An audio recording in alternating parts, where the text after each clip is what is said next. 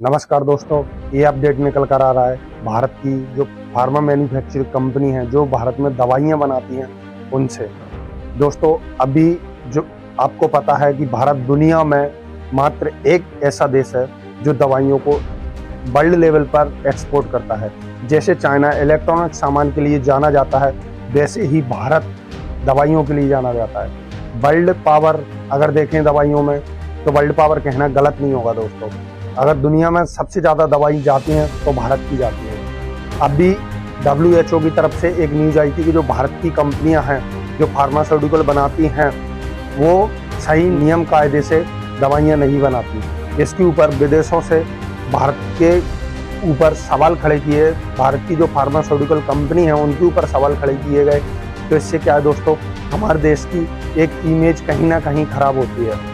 तो आप समझ सकते हैं कि नेपाल जैसे देश ने भारत की 16 कंपनियों पर बैन लगा दिया था दोस्तों। तो कहीं ना कहीं एक चिंता का विषय था। और अफ्रीका का एक देश था, वहाँ पे 40 बच्चों की मौत हमारी सिर्फ एक फार्मास्यूटिकल दवाई से हो चुकी थी दोस्तों। तो ये कहीं ना कहीं सोचने वाला विषय था।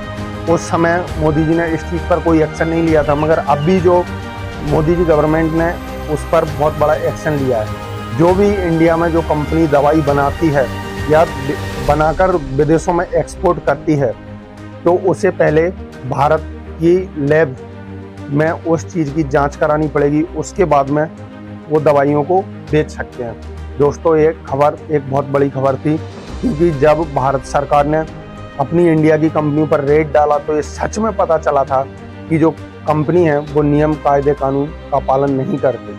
इसलिए भारत सरकार ने उन पर प्रेशर क्रिएट किया और उनको सख्त गाइडलाइंस दी कि आप ऐसा नहीं कर सकते।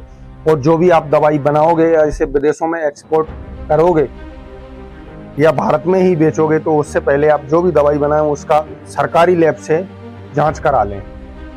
तो इससे देखो दोस्तों, अमेरिका और यूरोपीय जो डेवलप देश हैं, विकसित देश हैं, उनमें भी भारत की दवाइयाँ जाती हैं। तो कहीं ना कहीं ये भारत की एक नेगेटिव इमेज उनके सामने रखती। इसलिए जो भी मोदी सरकार ने फैसला किया है वो इस क्षेत्र में बहुत अच्छा फैसला किया है, क्योंकि जो कंपनी थी वो अपनी मनमानी करती थी और जो मतलब गाइडलाइंस हैं उनका पालन नहीं करती थी दोस्तों। तो कहीं ना कहीं एक सोचने वाला विषय था, क्योंकि जो वर्ल्ड में देखें तो भारत की एक इमेज बनी हुई है। कोविड के टाइम पर आपको पता है कि दुनिया में भारत ने दवाई देकर कितना नाम कमाया था। और जो अमेरिका की भी वैक्सीन, रसिया की वैक्सीन हमने भारत में मैन्युफैक्चर की थी। तो दोस्तों, आप समझ सकते हैं कि भारत कितना मतलब वर्ल्ड पावर समझ सकते हैं मेडिसिन में। आप ये कहें तो गलत नहीं होगा दोस्तों।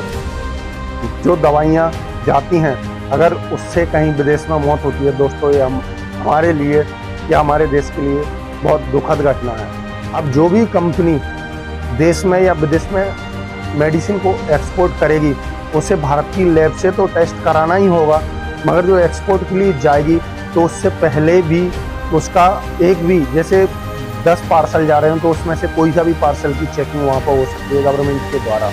तो एक बहुत अच्छा कदम है। चलो, देर आए पर दुरुस्त आए दोस्तों। इससे WHO ने भारत की इमेज को, पता है आपको, वर्ल्ड के सामने कैसे रखा था। एक नेगेटिविटी के लिए भारत को बहुत कमेंट आए और बहुत अच्छी खासी सुननी पड़ी। तो ऐसी अपडेटेड वीडियो लाता रहूँगा मैं नीतीश धाकड़ आपके साथ। चैनल को लाइक करें, सब्सक्राइब करें, शेयर करें। जय हिंद।